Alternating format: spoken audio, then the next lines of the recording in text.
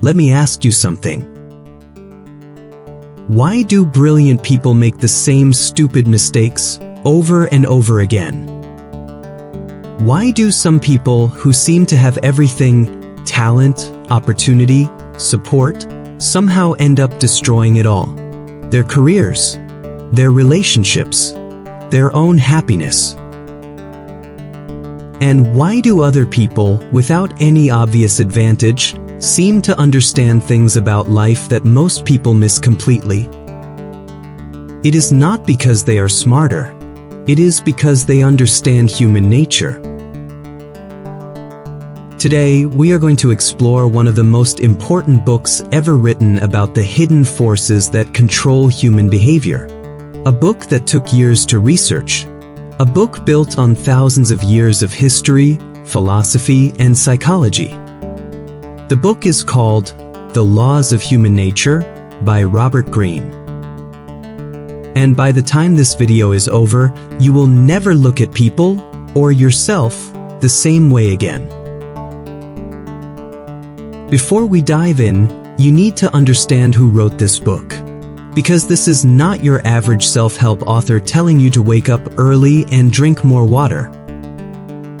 Robert Greene was born in Los Angeles in 1959. He studied classical studies at the University of California and the University of Wisconsin. He spoke multiple languages. He worked over 80 different jobs in his lifetime, as a writer, a Hollywood researcher, a construction worker, a translator, a journalist. He was not born rich. He was not given an easy path. But he was obsessed, deeply, almost painfully obsessed, with one question: why do humans behave the way they do? In 1998, he published his first book, The 48 Laws of Power. It was rejected by multiple publishers. They said it was too dark, too honest, too uncomfortable. Too honest. That should tell you everything about this man. That book went on to sell over 3 million copies. It became required reading in boardrooms, prisons, and the offices of some of the most powerful people on earth. Artists like Jay-Z and 50 Cent credited it as life-changing. He followed that with The Art of Seduction, the 33 Strategies of War, Mastery, and the 50th Law. Each book, a deep, almost surgical examination of human behavior. Then, in 2018, after years of research, he released what many consider his masterpiece, The Laws of Human Nature. This book is different. It is not just about power or strategy. It is about understanding the deepest patterns of the human mind, the patterns that drive us, trap us, and if we learn to see them clearly, can free us. Greene himself said this was the book he had been building toward his entire career. And when you read it, you feel that. Every page carries the weight of decades of thinking about what it truly means to be human. Now, let us begin. Law 1. The Law of Irrationality. Master your emotional self. Here is a story. It is 399 BC. Athens, Greece. One of the greatest thinkers who ever lived is standing on trial. His name is Socrates.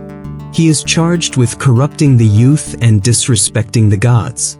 The charges are mostly politically motivated. His enemies want him gone. The trial proceeds. Socrates has a choice. He can apologize. He can flatter the jury. He can say what they want to hear and walk away free. Instead, he does something extraordinary. He calmly, rationally, and almost stubbornly refuses to play the emotional game. He speaks the truth as he sees it. He challenges the jury's logic. He shows no fear, no anger, no flattery. The jury convicts him. He is sentenced to death. And Socrates accepted it with complete inner peace. Why does this story matter to you, right now, in your life? Because Robert Greene opens this book with a radical idea. Human beings believe they are rational. We believe we think clearly. We believe our decisions are based on logic and reason. But this is one of the greatest illusions in human history. The truth, the uncomfortable, undeniable truth, is this: most of what we do, most of what we feel, most of what we decide is driven by emotion, by fear, by desire, by ego, by past wounds we have never fully healed. And then, after the fact, our rational mind steps in and creates a story, a logical explanation, a justification. We tell ourselves, I chose this because it made sense. But that is almost never the whole truth. The emotional hijack. Greene calls this the emotional hijack. A moment triggered by fear, insult, desire, or jealousy where your emotional brain takes over completely. And the scary part? You don't even notice it's happening.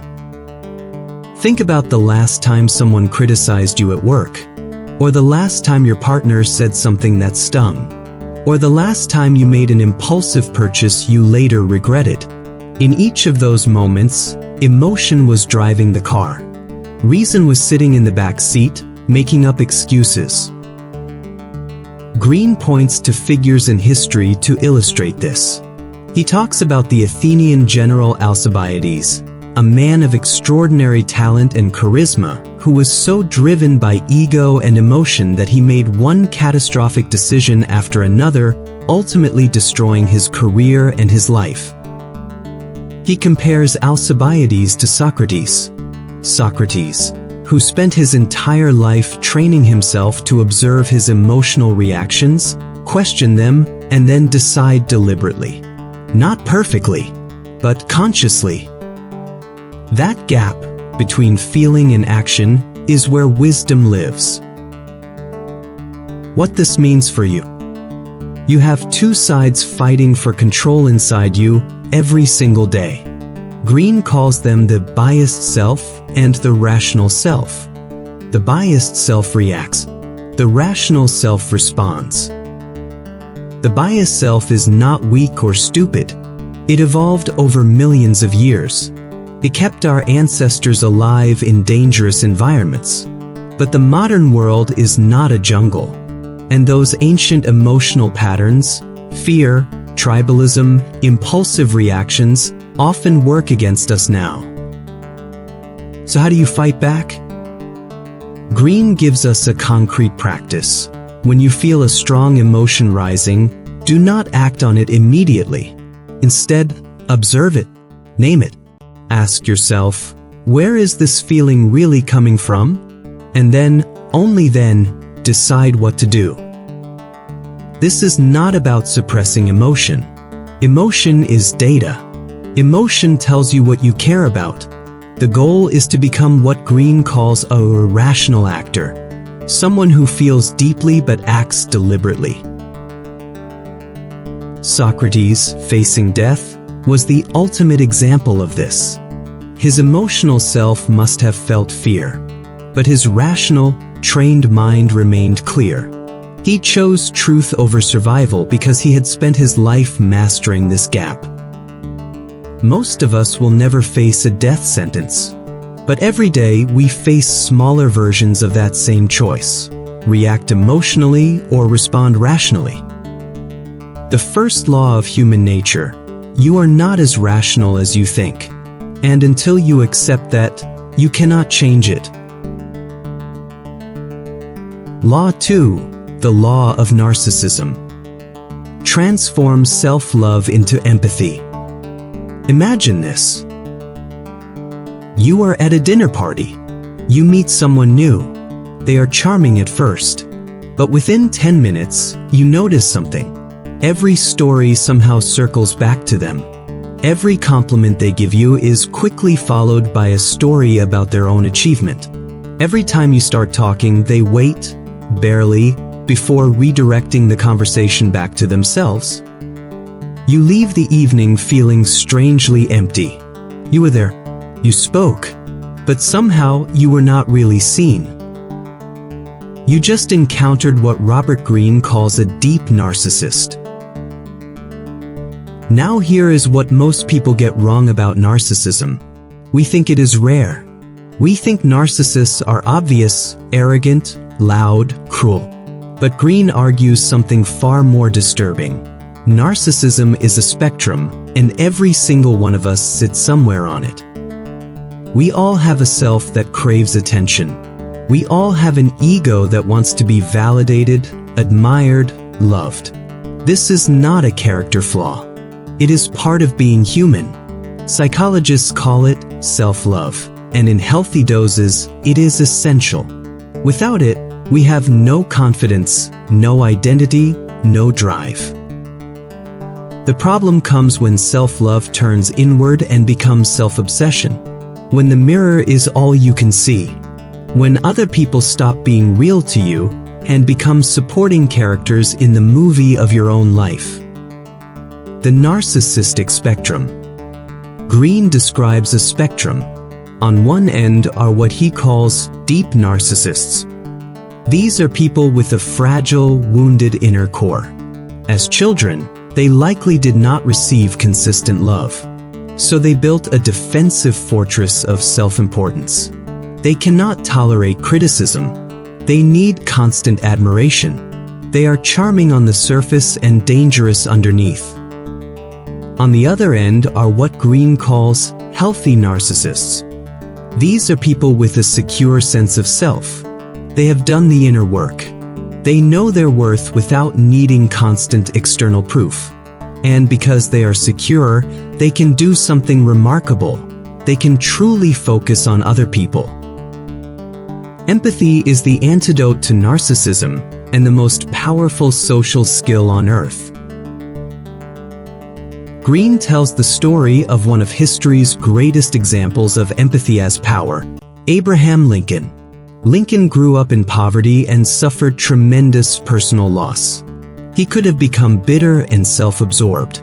Instead, he developed one of the most extraordinary abilities to understand other people's inner lives that any political leader has ever demonstrated. During the Civil War, Lincoln met with generals, senators, grieving mothers, and former slaves. Each time, those who met him left feeling genuinely understood. Not flattered, not managed. Understood. This was not an accident. It was a skill Lincoln had cultivated with tremendous effort. The tool, visceral empathy. Greene gives us a specific tool he calls visceral empathy. This goes beyond simply listening to what someone says. It means actively imagining their inner world, their fears, their childhood wounds, the pressures they are under, the story they tell themselves about who they are. When you walk into a room with this skill, everything changes. You notice things others miss. You understand what people actually need, not just what they are asking for. And people feel it. They are drawn to you. They trust you. They open up to you. This is the paradox at the heart of law too. The more you shift your attention from yourself to others, the more powerful and magnetic you become. The narcissist, obsessed with their own reflection, becomes isolated. The empath, genuinely curious about others, becomes connected and ultimately influential. So here is the question worth sitting with. In your relationships, in your conversations, how much are you really listening?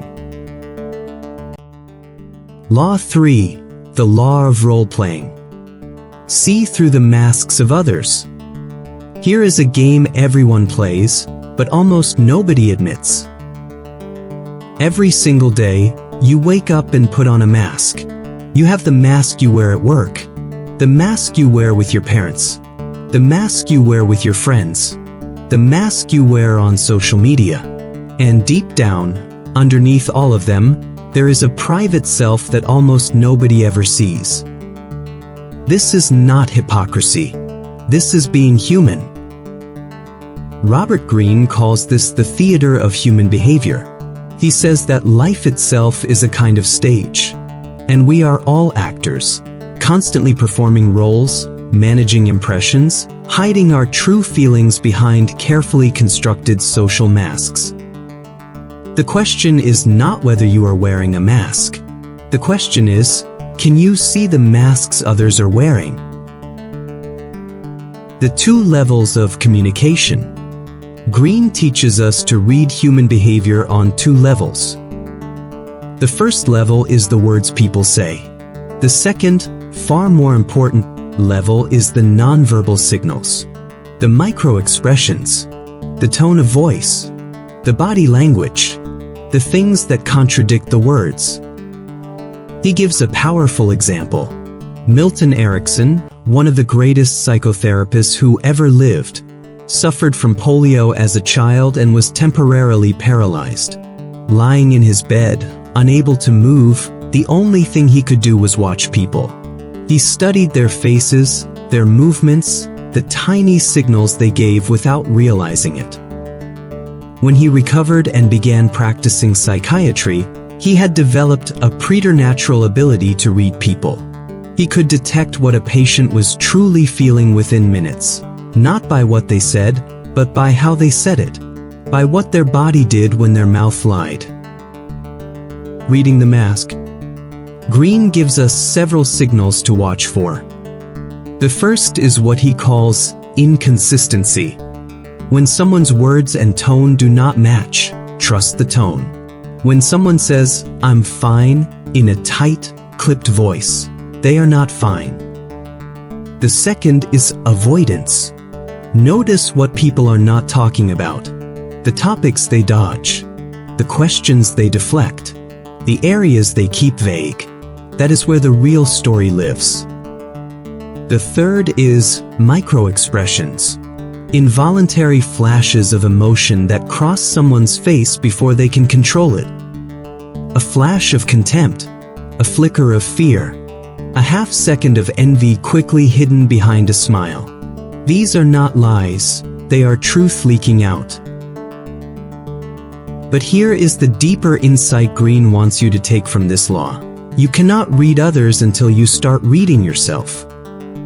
Most of us are so unconscious of our own masks, our own performances, that we are blind to the performances of others. The work begins inside.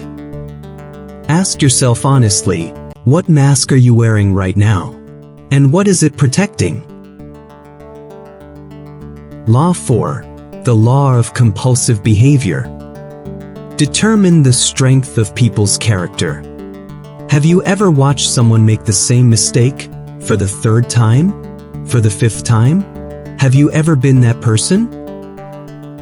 You left one toxic relationship and walked straight into another.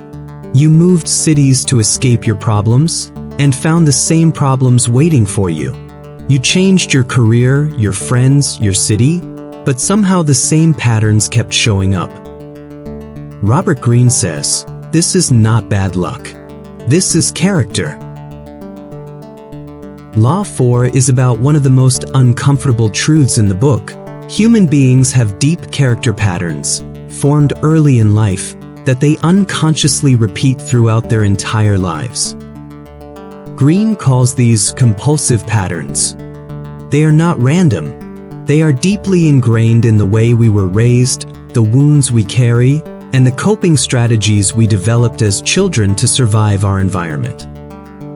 The story of Howard Hughes.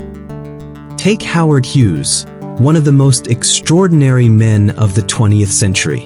A billionaire, aviator, filmmaker, and engineer.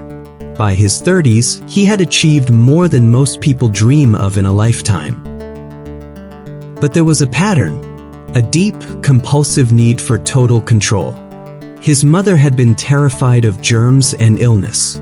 She had raised Howard to be hypervigilant about his health, teaching him to see the world as a place full of hidden dangers.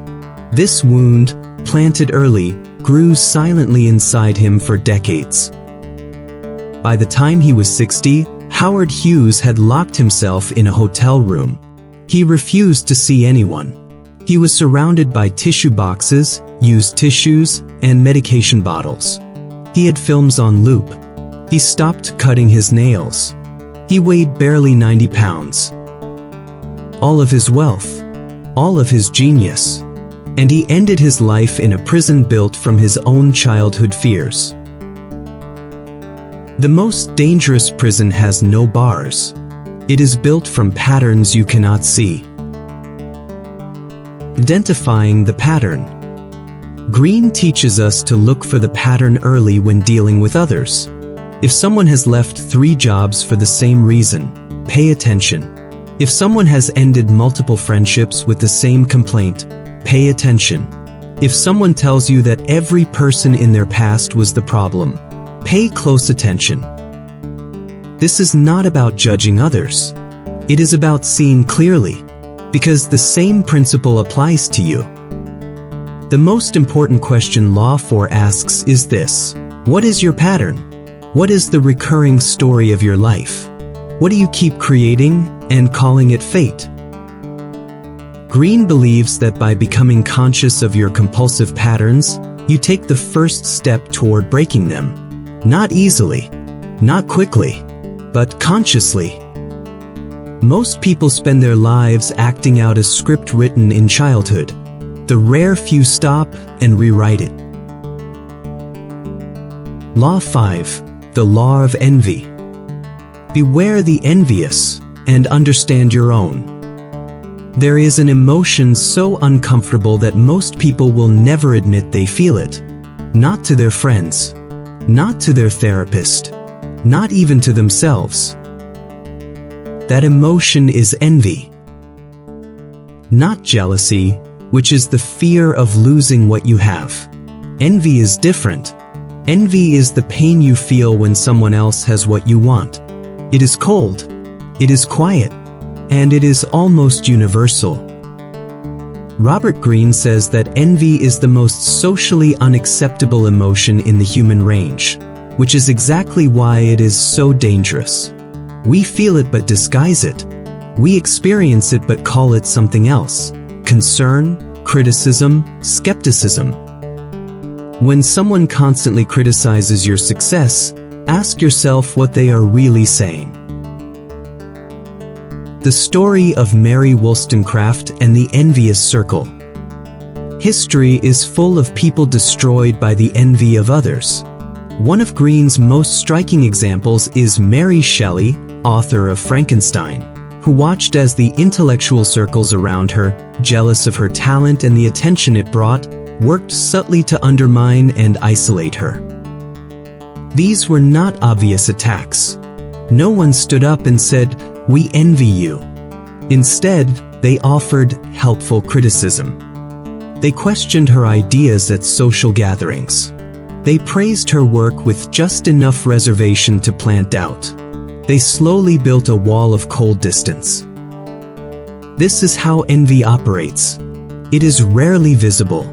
It is quiet. It smiles. And it stabs with a whisper, not a shout. Recognizing envious behavior. Greene gives us warning signs. Watch for the person who is overly interested in your successes, not to celebrate, but to measure against themselves. Watch for excessive flattery that feels hollow. Watch for the friend who subtly brings up your flaws right when you are doing well. And watch for something even more insidious. The person who responds to your good news with a story about their own achievement. They cannot simply celebrate you, because your win feels like their loss. Your own envy. But here is the part Greene wants you to sit with most. What about your own envy? The next time you feel a stab of resentment at a friend's success, do not run from it. Sit with it. Because that feeling is pointing at something important. It is pointing at your own unexpressed desires, your own unfulfilled potential, your own deepest wishes. Envy, transformed, becomes ambition. The emotion itself is not the enemy. The enemy is refusing to look at it honestly. Your envy is a compass. It shows you what you truly want, if only you are brave enough to look. Law 6. The Law of Grandiosity. Know your limits. Resist the intoxication of power. Success is one of the most dangerous drugs in the world. Not because it destroys you directly, but because it quietly inflates your ego until you lose touch with reality. You start believing your own myth. You stop listening to warnings. You start making decisions based not on facts, but on a feeling of invincibility. Robert Greene calls this the grandiosity bubble. And history is littered with the wreckage of those who got caught inside it. The fall of Michael Eisner. Greene examines Michael Eisner, the legendary CEO of Disney. In his early years at Disney, Eisner was brilliant. He turned a struggling studio into a cultural empire. He had extraordinary instincts. He surrounded himself with smart people. He listened. And then, success accumulated. The stock price rose. The awards piled up. The media called him a genius. And slowly, almost imperceptibly, something changed inside Eisner. He began to dismiss the advice of the people around him. He made expensive, reckless decisions without proper research. He got into bitter personal conflicts that damaged the company. He lost key talent, including his close partner Jeffrey Katzenberg, and refused to acknowledge his role in those departures. By 2005, after a shareholder revolt led by Roy Disney himself, Eisner was forced out of the company he had transformed. A brilliant man, undone by his own grandiosity. Success does not change people. It reveals them. The warning signs of grandiosity. Greene tells us to watch for these signals in ourselves and others. First, the feeling that normal rules do not apply to you, that you have somehow earned an exception. Second, increasing impatience with criticism or questioning. Third, a sense of special destiny, a belief that you are meant for something extraordinary without the daily work to back it up. Fourth, surrounding yourself with people who only agree with you. Greene's antidote is what he calls grounded grandiosity. This is the ability to maintain your ambition and self-belief while staying deeply connected to reality. To continue dreaming big while remaining genuinely open to feedback. The greatest leaders in history had this quality. Lincoln had it. Marcus Aurelius, the philosopher emperor of Rome, had it. Despite holding absolute power, Aurelius spent his private journals criticizing himself, questioning his assumptions, and reminding himself of his own limitations. Real greatness is not about believing you are above others. It is about being committed to the work, while remaining humble enough to learn. Law 7. The Law of Gender Rigidity. Reconnect with your masculine and feminine sides. From the moment we are born, the world starts telling us who to be. Boys are told, be strong. Do not cry. Do not show weakness. Dominate. Compete. Suppress. Girls are told, be gentle. Be agreeable. Do not be too loud. Do not want too much. Be kind, even at the expense of yourself. And over time, these messages do something profound and damaging. They cut us in half. Every human being contains both masculine and feminine energy. Society teaches us to suppress one half and wonder why we feel incomplete. Robert Greene draws from the psychology of Carl Jung for this law. Jung believed that every man carries within him a hidden feminine side. He called it the anima. And every woman carries a hidden masculine side. He called it the animus. When we suppress these sides, we lose access to enormous inner resources. Men who suppress their feminine side often lose the ability to empathize, to be creative, to be emotionally intelligent. Women who suppress their masculine side often struggle to assert themselves, to lead with authority, to trust their own ambition. The historical examples. Greene points to some of the most remarkable figures in history as examples of integrated masculine and feminine energy. Elizabeth I of England, a woman who ruled one of the most powerful nations on earth during one of the most dangerous periods in history. She combined extraordinary political strategy and decisive leadership, classically masculine qualities, with deep emotional intelligence, persuasiveness, and the ability to make her subjects love her. She embraced both sides completely. On the other side, Leonardo da Vinci, a man considered by many to be the greatest genius who ever lived. His scientific mind was relentlessly analytical and precise. But he was also deeply sensitive, artistic, and emotionally perceptive.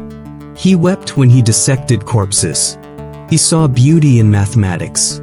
He integrated both energies completely and became extraordinary. The practical lesson.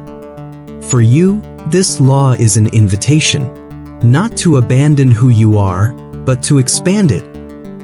The practical lesson for you, this law is an invitation, not to abandon who you are, but to expand it.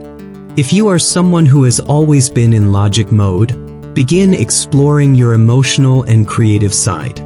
If you have always been emotional and relational, begin developing your assertiveness and strategic thinking.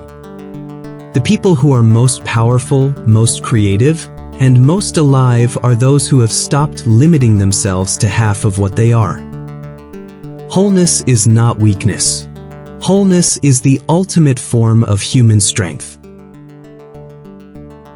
Law 8. The law of aimlessness. Advance with a sense of purpose. Have you ever looked at your life and felt busy, but going nowhere? You work, you socialize, you scroll, you plan, but underneath all the activity, there is a quiet, uncomfortable feeling. What is this all for? Robert Greene says that this feeling, this inner emptiness disguised as busyness, is one of the most common and most destructive forces in modern life. He calls it aimlessness, and he believes it is, at its root, a failure of self-knowledge. Most people do not know what they want. They know what they are supposed to want. That is a very different thing. The story of Anton Chekhov. Greene tells the story of Anton Chekhov, the great Russian playwright and short story writer. Chekhov grew up in poverty. His father was brutal and his family was chaotic. By the time he was in his 20s, he was working as a doctor to support his entire family while secretly writing stories late into the night. He could have become bitter. He could have given up writing to focus purely on survival. But Chekhov had done something rare and powerful. He had identified his deepest calling. Not what society told him to want, not what his family expected, but what made him feel alive at the most fundamental level. He committed to that calling with everything he had, despite exhaustion, poverty, and the constant pressure to be practical. And by the end of his life, he had created works that changed the face of literature forever. Finding your purpose, the Greene method. Greene gives us a framework for finding genuine purpose. He calls it looking for your primal inclinations, the things that fascinated you before the world told you what to be interested in. Think back to your childhood.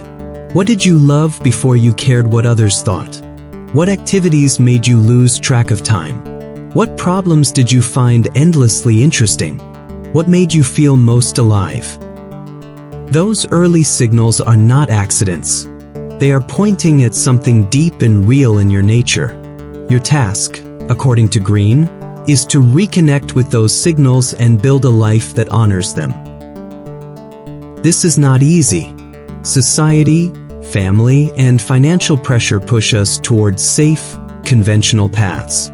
The pull of aimlessness is comfortable in the short term, but in the long term, it hollows you out. A life lived with genuine purpose, even a difficult one, feels richer than the most comfortable life lived without direction. Law 9. The Law of Repression. Confront your dark side. Here is an idea that will make some people deeply uncomfortable. Inside every person, including you, there is a shadow, a dark side. Impulses, desires, rage, fantasies, and fears that you have spent years, maybe your whole life, trying to push down and pretend are not there. Robert Greene draws heavily from the psychology of Carl Jung here.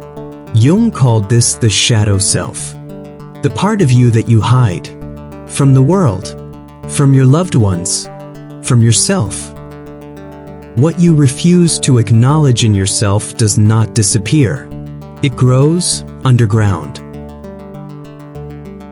Here is what happens when you repress the shadow for too long. It does not go away. It finds other exits.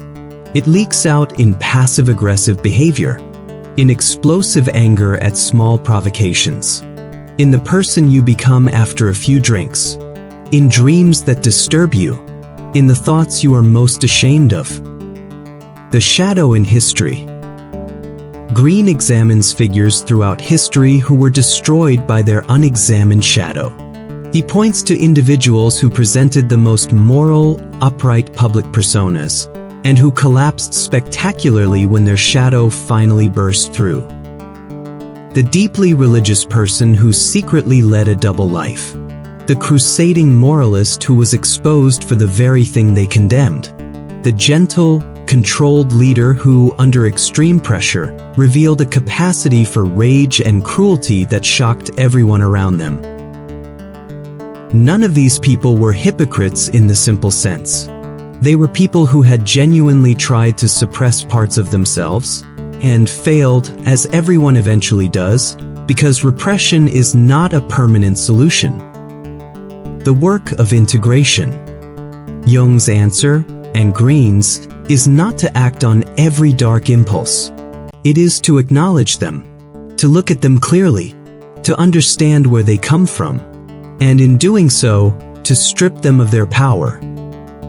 Greene suggests that creative work is one of the most powerful channels for shadow integration.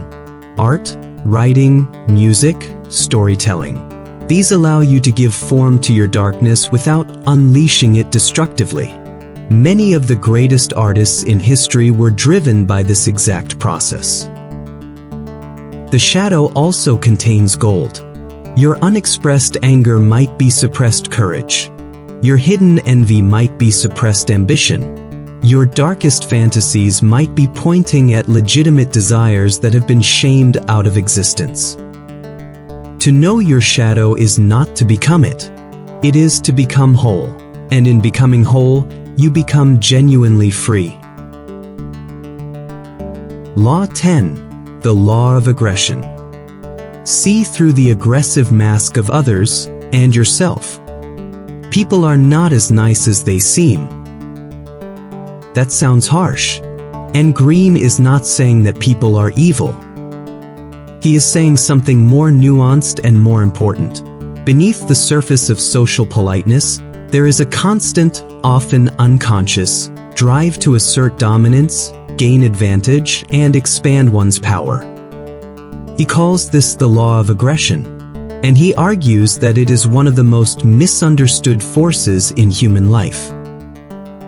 We have been taught that aggression is always obvious, loud, violent, direct. But the most powerful form of aggression is quiet. Passive aggression, the invisible weapon. Greene spends considerable time on what he calls passive aggression, the most common and most dangerous form of aggression in modern life. Passive aggression is aggression in disguise. It is the colleague who constantly forgets to CC you on important emails. The friend who always arrives 20 minutes late, never apologizing, never explaining. the partner who withdraws emotionally and calls it needing space, the boss who gives you a project impossible to succeed at and calls it a great opportunity. These are all power moves. They assert control while maintaining the appearance of innocence. And they are devastatingly effective, because the victim often cannot even name what is being done to them.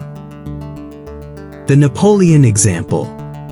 Greene uses Napoleon Bonaparte as his central historical example in this chapter, not as a villain, but as a case study in understanding strategic aggression. Napoleon was relentless in his drive to dominate, but he rarely expressed this through impulsive rage.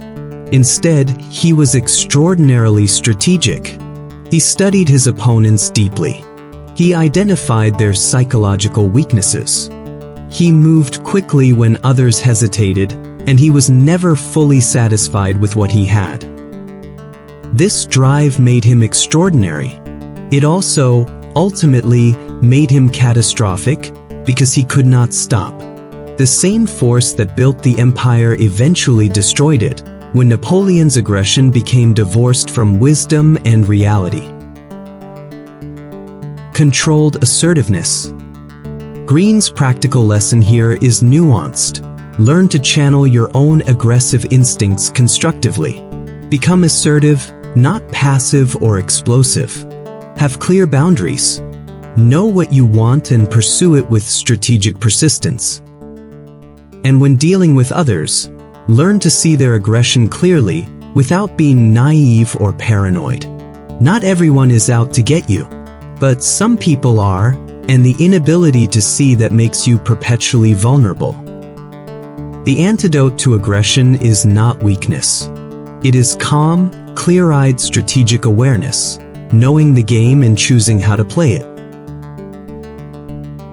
Law 11. The law of generational myopia. Adapt to the times, but maintain your values. Every generation believes it is the most enlightened one that has ever lived. And every generation, without exception, is partially blind. Robert Greene calls this generational myopia the inability to see beyond the assumptions, values, and blind spots of the time and place in which you were born. We absorb the beliefs of our era the way we absorb the air we breathe. Without thinking about it, without questioning it, we assume that the way things are now is the way things have always been, or should be, and we become suspicious or dismissive of anything that challenges those assumptions. You are a product of your time. The question is, are you conscious of it? The generational cycle. Greene describes a fascinating pattern in generational history. Each generation is shaped by the events that defined its formative years. A generation that grew up during war becomes obsessed with security. Their children, raised in that security, rebel toward freedom and idealism. Their grandchildren, inheriting a world shaped by that idealism, often swing back toward structure and tradition. This cycle repeats throughout history, and the tragedy, Greene argues, is that each generation fails to properly learn from the ones before it. They inherit the outcomes of previous generations' decisions without understanding the thinking that produced them. What you can do. Greene's prescription is powerful. Develop what he calls generational perspective. This means actively studying periods of history beyond your own lifetime. Reading history not as a collection of facts, but as a living laboratory of human behavior. When you do this, you begin to see patterns that are invisible to those trapped inside the present moment. You begin to understand which of your era's beliefs are genuinely new insights, and which are simply fashionable assumptions that a different era would question completely. You also develop a quality that Greene considers essential, the ability to adapt. Not by abandoning your core values, but by understanding how those values can be expressed effectively in a changing world. The person who understands their own era clearly, its strengths and its blind spots, holds an enormous advantage over those trapped unconsciously within it. Law 12. The Law of Death Denial. Embrace mortality and awaken to life's urgency. We have reached the final law, and it is the deepest one. There is one truth that every human being on Earth knows, and almost every human being on Earth spends most of their life running from. You are going to die. Not someday in the abstract. Someday that is real and certain and closer than you want to believe. And Robert Greene argues that our collective, unconscious refusal to face this fact is the root cause of an extraordinary amount of human suffering, wasted life, and bad decision-making. A person who truly accepts their mortality lives differently. They live more fully, more deliberately, with less pettiness and more courage. The Psychology of Death Denial. Psychologist Ernest Becker wrote a Pulitzer Prize-winning book called The Denial of Death. His core argument was that human civilization itself, religion, culture, ambition, ideology, is largely a system of immortality projects. Things we build and believe to distract ourselves from and transcend our awareness of death. Greene builds on this idea. He argues that death denial shows up in our daily lives in ways we rarely recognize. The obsession with busyness that keeps us from ever sitting quietly with ourselves. The addiction to distraction. The reluctance to take real risks. The tendency to waste time on petty conflicts. The inability to say, "I love you," clearly, without defensiveness. All of these, at some level, are ways of avoiding the one fact that would make all of them feel ridiculous. Life is short, and it is passing right now. The Meditations of Marcus Aurelius.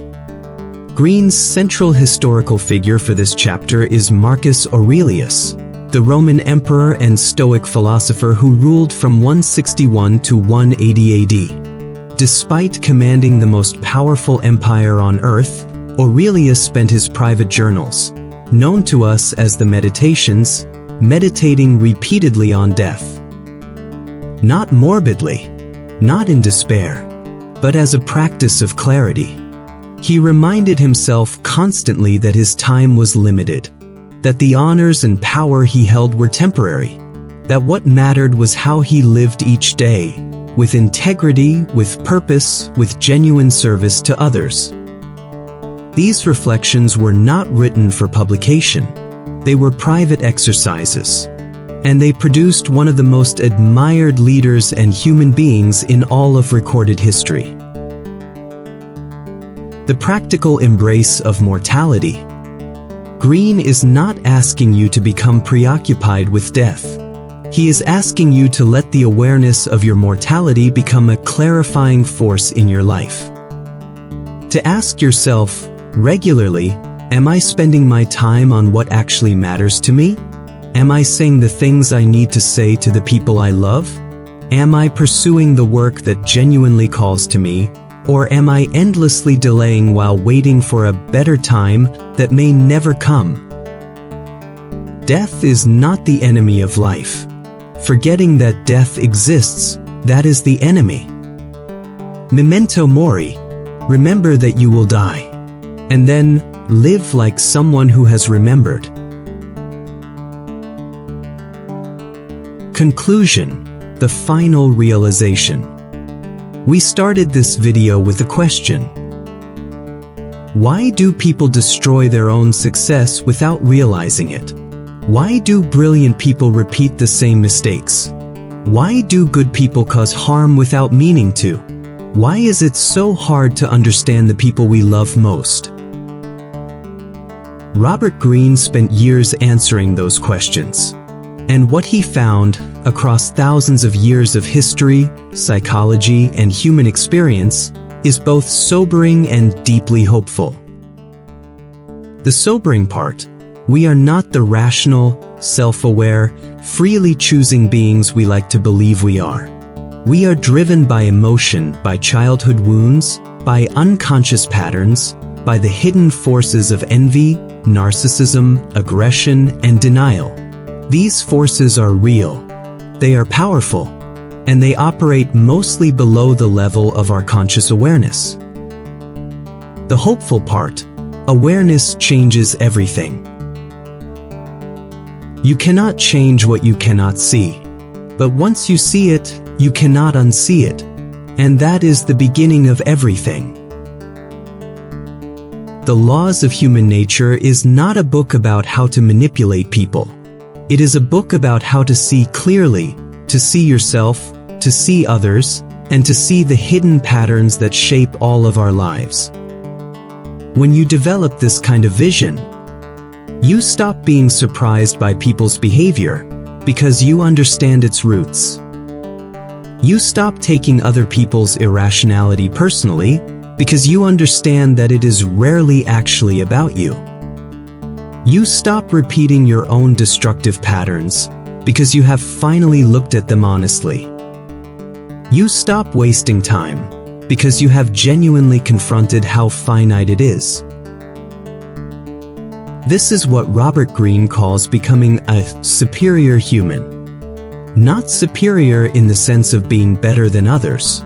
Superior in the sense of being more conscious, more deliberate, more fully alive. Most people go through their entire lives reacting to the world around them, moved by forces they cannot name and do not understand. They are, in a very real sense, asleep. The Laws of Human Nature is an invitation to wake up. The question is no longer about other people. It is about you. Are you ready to see yourself and the world around you as it truly is?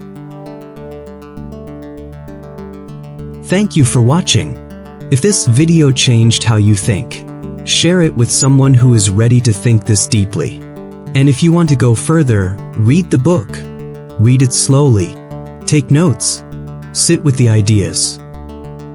Robert Greene did not write it for you to consume. He wrote it for you to use.